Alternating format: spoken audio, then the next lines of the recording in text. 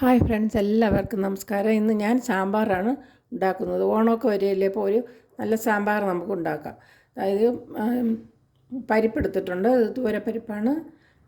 ഒരു അരക്കപ്പ് എന്ന് പറഞ്ഞാൽ ഒരു 100 ഗ്രാം വരും. അത്രയും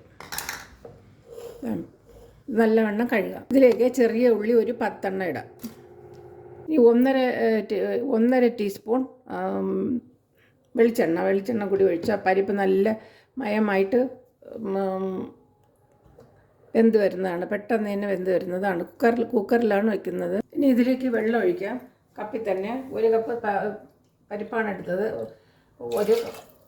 ഒരു കപ്പ് വെള്ളം നിറച്ച് 2 കപ്പ് വെള്ളം,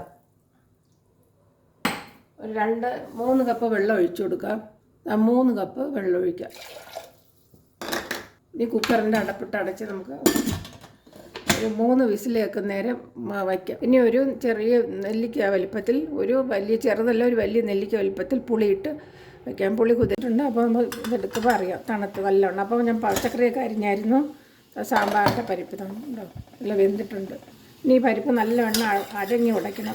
ഇങ്ങനെ എൻ്റെ അമ്മ ഇതുപോലെയാണ് നല്ല സാമ്പാർ ഉണ്ടാക്കുന്നത്. ഓണത്തിനൊക്കെ സാമ്പാർ ഇതുപോലെ ഉണ്ടാക്കും. നല്ലവണ്ണം അരഞ്ഞുടച്ചിട്ടുണ്ട്. അപ്പോൾ നമുക്ക് വെള്ളരിക്ക ഇട്ട് കൊടുക്കാം. വെള്ളരിക്ക ഒരു 2 അരപ്പിടി വെള്ളരിക്ക. ചീനവരിക്ക ഉണ്ടെങ്കിൽ അത് ഇടണം.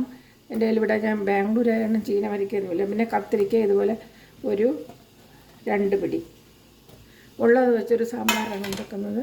പിന്നെ 3 പച്ചമുളക്, പിന്നെ ചെറിയ ഒരു ഉരുളക്കിഴങ്ങ്, പിന്നെ ടൊമാറ്റോ ഒരു 3 എണ്ണം. ടൊമാറ്റോ എത്ര ഇടുന്നോ നല്ല സ്വാദാണ്. അപ്പോൾ പുളി കുറച്ച് ഒഴിച്ചാൽ മതിയാകും. ഇനി ഇതിലേക്ക് 1.5 ടീസ്പൂൺ ഉപ്പിട്ട് കൊടുക്കാം. ഇതിലേക്ക് 1 കപ്പ്, ആ കപ്പിൽ തന്നെ വെള്ളം ഒഴിക്കാം. 1 കപ്പ് മാത്രം മതി. കപ്പ് എന്ന് വെച്ചാൽ പുളി ഊറി വന്ന വെള്ളമാണ് ഞാൻ ഒഴിച്ചത്. പുളി വെള്ളമല്ല, പുളി ഊറി വന്ന വെള്ളം ഒഴിക്കാം. ഇനി കുക്കർ വെച്ച് ഒരു വിസിൽ നേരം വയ്ക്കാം. കുക്കറിൽ വിസിൽ ഇട്ടിട്ടുണ്ട്. അപ്പോൾ നമുക്ക് ഒരു 1.5 ടേബിൾ സ്പൂൺ വെളിച്ചെണ്ണ ഒരു പാത്രത്തിൽ ഒഴിക്കാം. വെളിച്ചെണ്ണയിൽ തന്നെ കടുവറുക്കുന്നത് നല്ല സ്വാദാണ് സാമ്പാറിന്. അപ്പോൾ എണ്ണ ചൂടാകുമ്പോഴേക്കും 1 ടീസ്പൂൺ കടുക് ഇട്ട് കൊടുക്കാം. വറ്റൽമുളക് ഇടാം. ഇനി സവാളയോ ചെറിയ ഉള്ളിയോ നമുക്ക് ചെറുതായിട്ട് അരിഞ്ഞിട്ട് ഇട്ട് കൊടുക്കാം. ചെറിയ ഉള്ളിയാണ് ഇട്ടിരിക്കുന്നത്. ഉള്ളി മൂത്ത് വരുമ്പോഴേക്കും, നല്ല ചുമന്ന് വരുമ്പോഴേക്കും ഒരു വെണ്ടയ്ക്ക, ഒരു 4 വെണ്ടയ്ക്ക ഇട്ട് കൊടുക്കാം. ഈ വെണ്ടയ്ക്ക ഒന്ന് മൂത്ത് വന്നിട്ടുണ്ട്. അപ്പോൾ നമുക്ക് മഞ്ഞൾപ്പൊടി ഒരു 3/4 ടീസ്പൂൺ ഇട്ട് കൊടുക്കാം. മുളകുപൊടി ഒരു 2 ടീസ്പൂൺ ഇടാം. മല്ലിപ്പൊടി ശകലം ഇട്ടാൽ മതിയാകും. മല്ലിപ്പൊടി ഒരു 3/4 ടീസ്പൂൺ. ഉലുവ മുഴുവൻ ഉണ്ടെങ്കിൽ മുഴുവൻ ഉലുവ ഇതിലിട്ട് കൊടുക്കാവുന്നതാണ്. ആദ്യമേ കടുക് വറുക്കുമ്പോൾ കടുകിൻ്റെ കൂടെ. ഇതിപ്പോൾ ഞാൻ ഉലുവപ്പൊടിയാണ് ഇട്ട് കൊടുക്കുന്നത്. ഉലുവപ്പൊടി ഇല്ലെങ്കിൽ ഉലുവ ഇട്ട് കൊടുത്താൽ മതിയാകും. ഒരു ടീസ്പൂൺ ഉലുവ കടുക് വറുക്കുമ്പോൾ കൂടി ഇട്ട് കൊടുത്താൽ മതിയാകും. കായം 1 ടീസ്പൂൺ ഇട്ട് കൊടുക്കുക. ഇതെല്ലാം കൂടി ഒന്ന് ഇളക്കാം. ലോ ഫ്ലെയിമിൽ വെച്ച് ഇങ്ങനെ ചെയ്യുക. അല്ലെങ്കിൽ കരിഞ്ഞു പോകുന്നതാണ്. ലോ ഫ്ലെയിമിൽ മൂത്ത് വന്നിട്ടുണ്ട്. അപ്പോൾ നമുക്കത് ഓഫ് ചെയ്യാം. അപ്പോൾ നമ്മുടെ ഈ പുളി വെള്ളം ഒഴിച്ച് കൊടുക്കുക. അതിൽ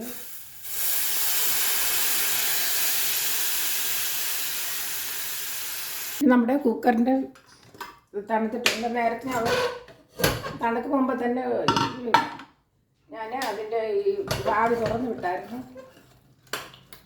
അല്ലെങ്കിൽ കഷ്ണങ്ങളൊക്കെ അലിഞ്ഞു പോകുന്നായിരുന്നു.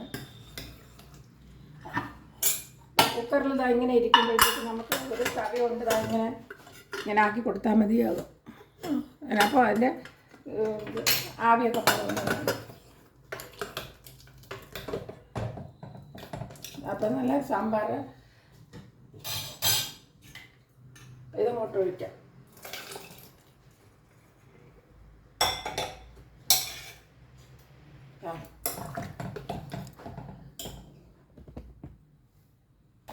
അടിപൊളി സാമ്പാറായിട്ടുണ്ട്. അരപ്പിട്ടതിന് ശേഷം ഒന്ന് തിളപ്പിച്ചിട്ട് നമുക്ക് തീ ഓഫ് ചെയ്യുക. ഇനി അവസാനം ചെയ്യേണ്ട ഒരു കൂട്ടാണ് ഒരു മല്ലിയില. 1 പിടി ഇട്ട് കൊടുക്കുക. ആ അടിപൊളി സാമ്പാറായിട്ടുണ്ട്. പച്ചമുളക് 3 ഇട്ടിട്ടുണ്ട്. കണ്ടോ?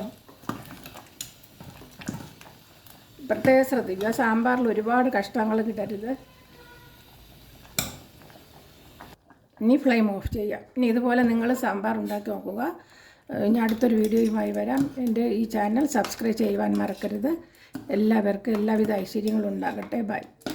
ഉണ്ടോ സാമ്പാർ? 7 വീട് മണക്കുന്ന സാമ്പാറാണ്.